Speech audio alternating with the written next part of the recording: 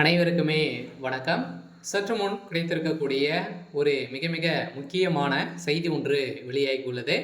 சற்று முன் கரூர் வழக்கில் செந்தில் பாலாஜிக்கு சிபிஐ விசாரணை, இது மாதிரி செய்திகள் வெளியாயிருக்கு. சதுரடியாக கரூர் வழக்கின் மூலமாக பார்த்தீங்கன்னா, ஸோ திமுகவுக்கு நிறைய தொடர்புகள் இருக்குது. அதுவும் மோஸ்ட்லி பார்த்தீங்கன்னா செந்தில் பாலாஜியுடைய கோட்டையாக இருந்த கரூரில் பார்த்தீங்கன்னா ஒரு மிகப்பெரிய அசம்பாவிதம் நடந்தது இல்லையா? ஸோ விஜய் அவர்கள் பிரச்சாரத்தில் ஈடுபட்டும் போது சங்கு 41 உயிர் உயிரிழந்த சம்பவம் பரபரப்பை ஏற்படுத்தியது. வரலாற்றிலேயே முதல் முறையாக இது மாதிரி ஒரு மிகப்பெரிய சம்பவம் ஸோ நடந்திருக்கு. இந்த சம்பவத்தின் அடிப்படையில் அதிரடியாக பார்த்தீங்கன்னா விஜய் அவர்கள் மேல்முறையிட்டு இப்போ இதில் நிறைய சந்தேகங்கள் இருக்குது அப்படின்ற மாதிரி பார்த்தீங்கன்னா உச்சநீதிமன்றத்தில் வழக்கை சிபிஐக்கு மாற்ற வேண்டும் அப்படின்ற மாதிரி சிபிஐக்கு மாற்றப்பட்டிருந்த நிலையில் ஸோ அதிரடியாக இப்போ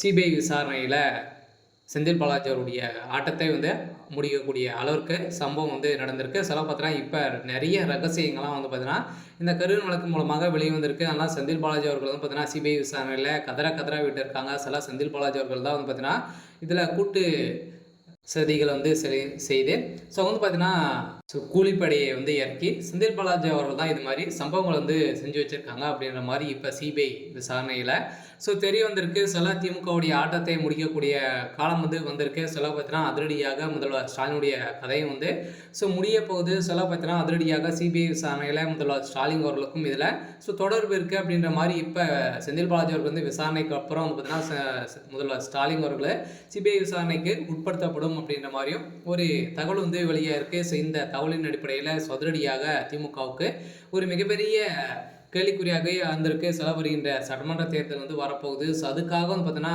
மக்கள் உயிரை வைத்து ஸோ அரசியல் திமுகவுடைய அரசு செஞ்சுட்டு இருக்காங்க அப்படின்ற மாதிரி குற்றச்சாட்டுக்கு மேலே குற்றம் நடந்திருக்கு.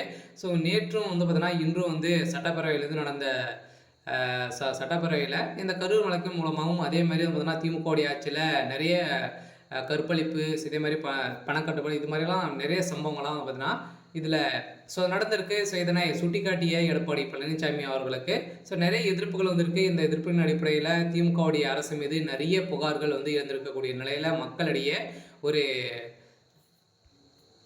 எதிர்பார்த்துட்டு இருந்த நிலையில் இப்போ முதல்வர் ஸ்டாலினுடைய ஆட்டத்தை முடிக்கக்கூடிய அளவுக்கு தான் இப்போ டெல்லி மேலிடத்திலிருந்து ஒரு சில தகவலாம் பார்த்தீங்கன்னா ஸோ வந்திருக்கு. சில கரூர் வழக்கின் மூலமாக செந்தில் பாலாஜிக்கு அவருடைய கதை ஒட்டுமொத்தமாக ஸோ முடிய போகுது. இருந்தாலும் சிபிஐ விசாரணையில் பார்த்தீங்கன்னா இன்னும் விசாரணைகள் நடக்க போகுது. இப்போ கைது செய்யப்பட்டிருக்கக்கூடிய அனைவருக்குமே விசாரணை.